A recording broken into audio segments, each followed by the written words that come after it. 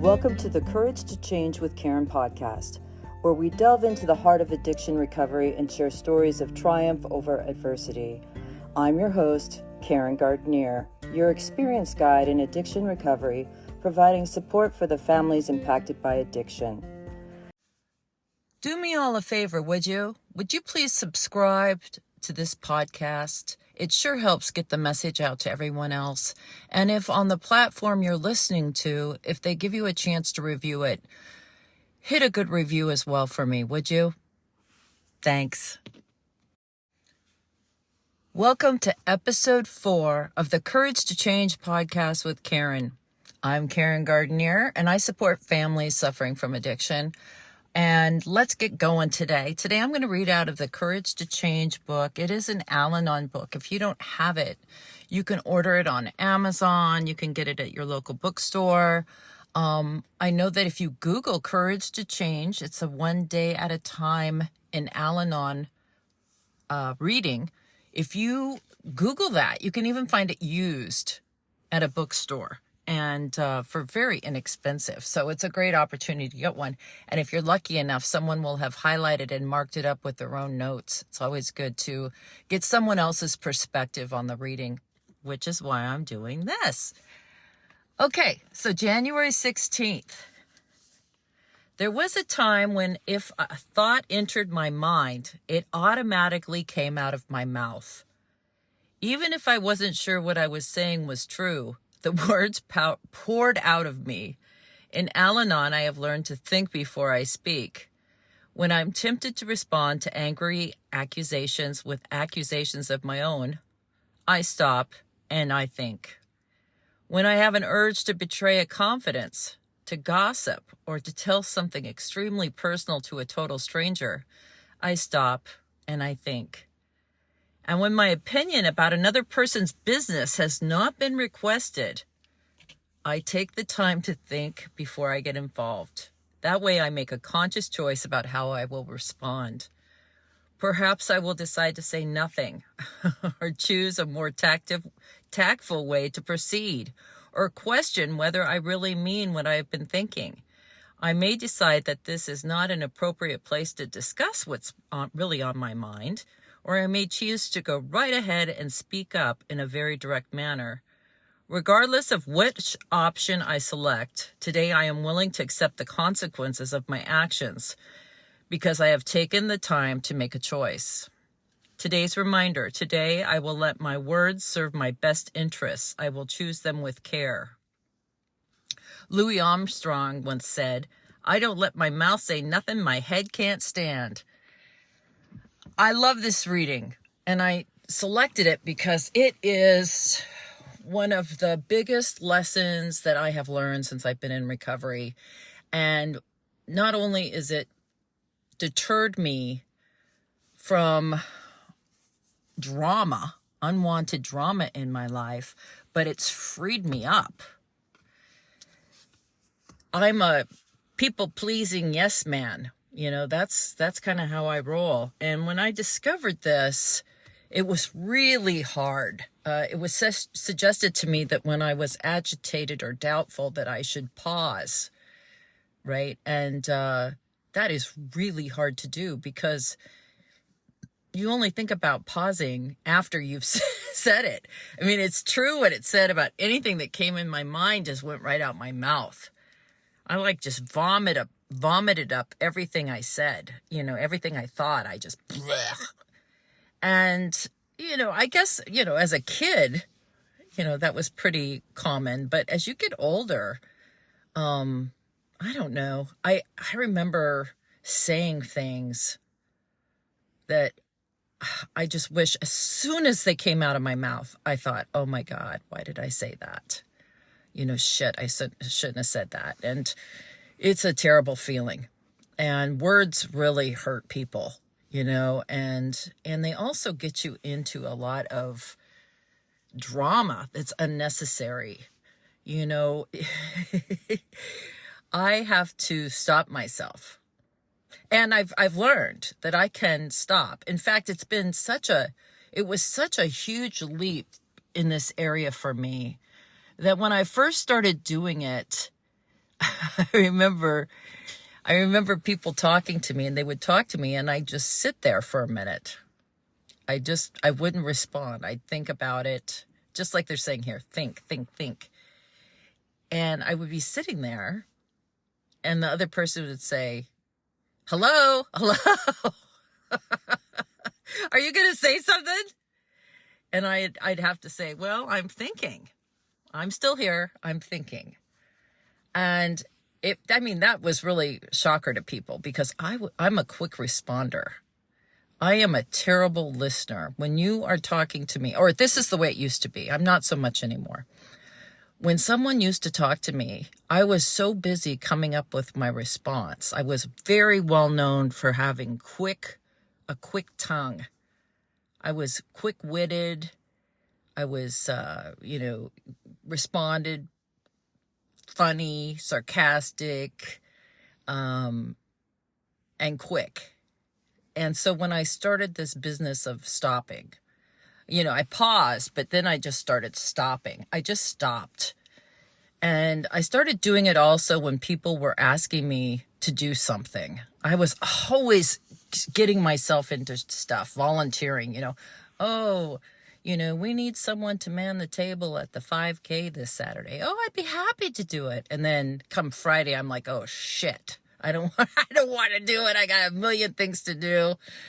That was kind of my MO. I volunteered. I came up with ideas. Somebody would say something. I'd say, you know what, I could type that up for you. Do you want me to type that up and send that out to everybody so everybody has a copy? Things like that. And it's a time waster. And no one asked me to do it.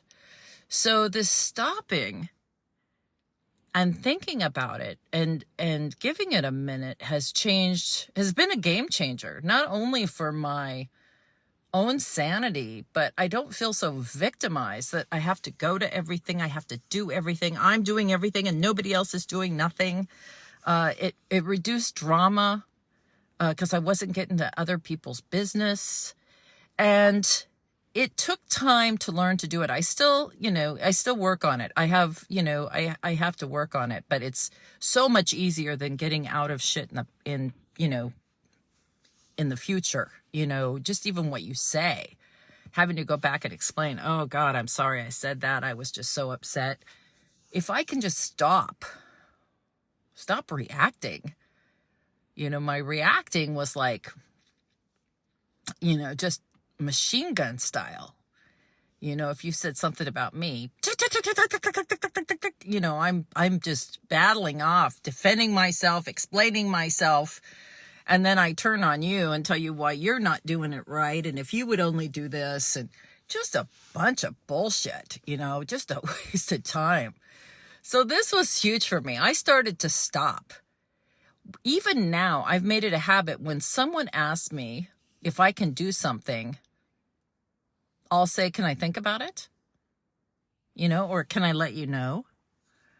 And if they say, no, I need to know right now, well, then I don't think I can commit to that right now. That has been so helpful.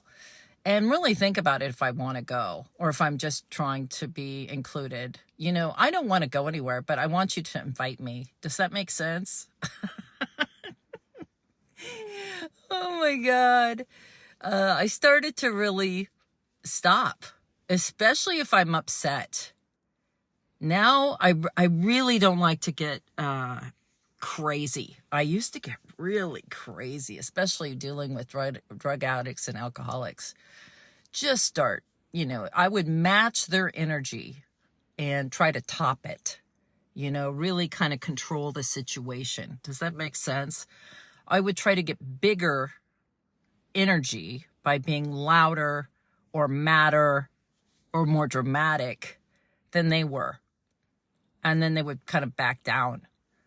That's very controlling. That's very bad. It's very bad. I'm sorry to say, I'm only laughing because I'm embarrassed. If you could see my face, I'm a little red about it. I just bullied people and then I was victimized by it.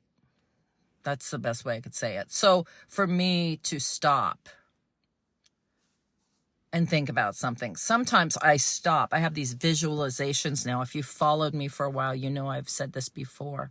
When someone starts losing their mind, I try to step out of the whole situation and watch it like I'm not even there. I know that sounds crazy, but it used to be, let's say this is my example. It used to be if I was at the Walmart and someone in front of me was upset, pitching a fit, get the manager kind of thing, I'd be like, why don't you leave this clerk alone? Why did you even come today if you're going to be in a bad mood? I'd get involved. Why don't you step aside and talk to the manager and let the rest of us get through line? I always had something to say. And then afterwards, I would say something to the clerk like, oh, don't you hate people like that? Always sticking my nose into business. And instead now, when I see someone start losing their mind, which happens, I decide, oh my gosh, here's a show. I'm going to watch the show. I'm going to see what I can learn and observe from this. And I zip my lip and I get real quiet and I watch the interaction. A lot of times the things work themselves out and I get to see that. And that's a big lesson for me, to see things will work out for themselves. I have to watch the show, not be the show. I don't want to be the show anymore. I was the show for many, many years. I wanted to be in everybody else's show. Now, I don't want to. Maybe it's because I'm older. Maybe it's because I'm very choosy about my energy, where I'm sending my energy, and what I'm going to focus on. And a lot of it just rolls right down to minding my own business. If a friend of mine said to me once, a great guy, means the world to me. He just passed away this last couple months, and he was kind of my mentor. And I was in Palm Springs, California, and he was in Palm Springs at the same time. I didn't know him very well at the time. I had just met him once or twice, and I bumped into him at the street fair. And the street fair is just like a nighttime every Thursday night in Palm Springs. They close off the main, it's kind of a village type town, and they shut down the main strip there, Palm Canyon Drive, and they close it off, and all these vendors come out and they do a street fair, and you can walk it, and it's lovely. The stars are out. There's palm trees. I mean, it's just, beautiful. And it's a lot of fun. And people have their crafts, the thing. So one night I went down there by myself, and I just was walking around looking at stuff and, got something to eat at one of the little vendors. And I ran into this man. And we were standing there. And he said, isn't it beautiful here? I said, yeah, it's gorgeous. And he said, can you imagine that all this, he said, look around. And there was just people everywhere and laughing and talking and little kids and strollers and people with dogs and music. And, it was just a lot going on. He said, isn't it funny to think that all this would be going on without you? And I said, without me? What are you talking about? He goes he says, I'm not trying to be morbid. He said, but if you were dead, look at this. This would all be going on anyway. And I had the strangest kind of spiritual experience. And I looked around and I thought, oh my God, this is I was able to look at them without me being there. I don't know if you know what I mean by that, but I thought, God, he goes, if you and I were ghosts right now, just walking through here. I mean, look at us observing everybody's life, observing what's happening, with no interaction at all. And we could just, watch. We could be unaffected and we could watch. And we could just enjoy these people. And I was floored. I was like, what? I guess I always thought, maybe I thought when I showed up, that's when everything happened. I was involved in everything that was happening. because I was experiencing the music and it made it my music. It made it my fare. I was involved in everything. So if something happened, if a fight broke out, I would jump in, right? If something, whatever, I never thought of it like that. And it gave me a sense of kind of detachment where I could disconnect. And, he said, that's really how you stop. And, and you pause, is just realize this is all going on with or without you. And it gave me a sense that I could separate myself. Like I just said, if something's going on at Walmart in the line, I step back. That's what I mean by step back. Like this would be going on if I wasn't here. It's a concept, and I don't know, I guess you can only, if you're in a position to learn this lesson, you'll be able to hear me. And if you're not there yet, maybe you'll have to come back to this later. But think about it. I even used this technique. I was on a flight to Canada, and I got on this flight, and I'm a nervous flyer anyway. I don't know. The whole thing just doesn't make sense to me. And my mind, does all these crazy things. So I get on this flight and I'm fine. And I get in and I buckle my seatbelt and the captain comes on and says, hello, we just flew in from, where was it that I was going? Calgary. We just flew in from Calgary and the weather is terrible. And we want to pre-warn you that this is going to be a very turbulent flight. I'm like, let me off. But the doors were closed. The engines were started and they said, we are going to not have any service. I always judge the flight by if that cart is coming down the aisle, everything's okay. Because they would never let the stewardess walk around. So they said, we're not going to have any food or bar service. The stewardesses are going to remain seated and buckled. I'm like, oh God. And so we take off, and he was right. And I am terrified, right? I'm sitting in my chair. People are crying. Babies are crying. Everybody's gasping every time we hit this pocket of air and drop. And, oh, it's terrible. And then all of a sudden I thought to myself, you know what? This flight would be happening. All these people, everything would be going on right here if I wasn't on this flight. And for some reason, that calmed me right down. Like, this is not something that's happening to me. This is something I'm experiencing that would be happening anyway. And I calmed down and I started to watch instead of be so affected like it was about me. I was going to die. Oh my gosh, I'm on this really turbulent flight. This would be happening anyway. And it became more like watching a movie. And it just kind of separated me back a little bit, to stop and get out of my feelings and, the feeling of terror and fear and all that. I kind of got out of that and went, oh, you know what? There's flights all over the world that are turbulent. This happens all the time. This is not something new. Everything is going to be okay. And it calmed me right down. And that has helped me so much in any situation. Like, this would be happening anyway. Thanksgiving, everyone's fighting. People are crying. Somebody's passed out in the mashed potatoes.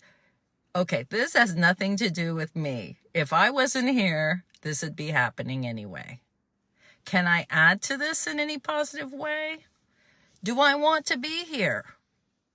No, I don't, right? I'm going to go ahead and tell the hostess, I got to go. Can I take a piece of pie with me? And go back to my hotel or whatever the situation is. I don't have to participate. Newsflash. Not everything needs my response. I can decide. But I can't decide if I'm in that place of I've in involvement, if I don't stop and take a step back and say, okay, wait, what do I want to do here? How am I going to respond? It takes practice. It is not an easy thing. It's taken me years to practice, but I now don't volunteer unless I think about it, and I usually sleep on it. I don't take any commitments or any speaking engagements right off the bat. I need information. I need to know more about it. I don't feel bad anymore asking for that stuff before I commit.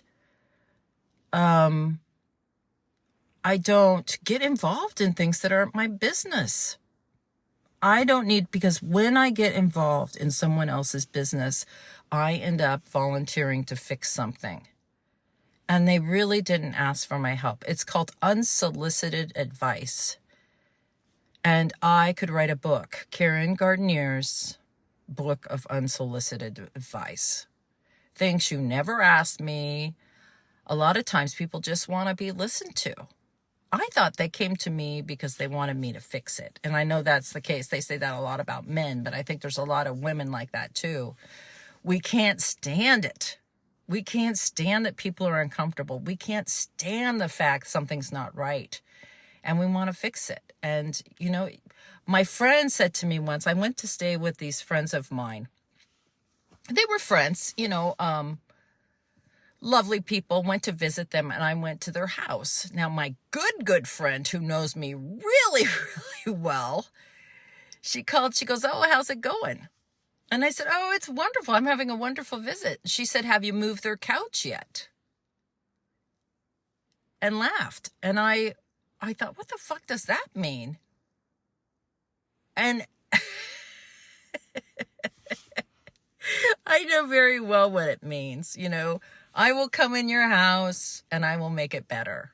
You can hire me for a job, and in 6 months, I will give you an outline of what I think you should do to improve your profits, right? Unsolicited. No one asked me to move their couch. Now, eventually those people did ask me because I am a decorator, and said, hey, what do you think we should do about this? What kind of chair should we get here? And I did say, well, since you're asking, I'll give you some choices and you guys pick. But my friend really nailed it. Have you moved their sofa yet? And she just was being one of those friends that really keeps you accountable. She knows that about me. And I do that at the supermarket. I do that everywhere. I have tried to practice going in the supermarket and not telling somebody the better type of ice cream they should get. I've tried to go into the grocery mart with my list and get my groceries and say hello to people that say hello to me. If someone drops something and says, can you help me with this? Of course I can, right?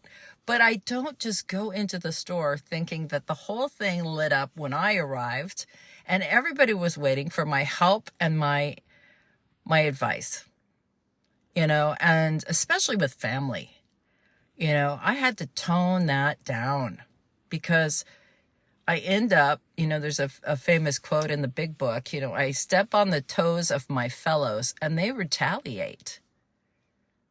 And if you want to really get some retaliation, or you want to get your kids mad, start giving them unsolicited advice.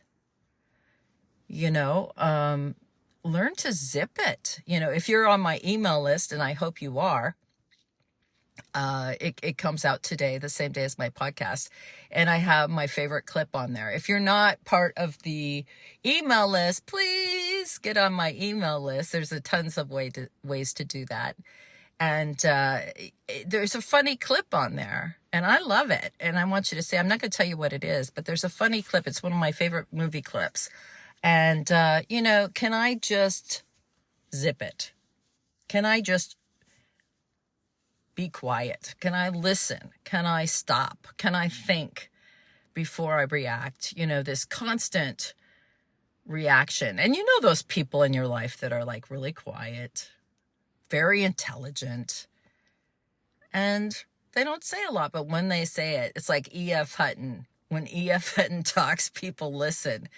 And I think that's been really good for me. When I was talking and giving unsolicited advice and reacting, bam, bam, bam, bam, oh, I'll do it. Oh no, I'll be happy to do it.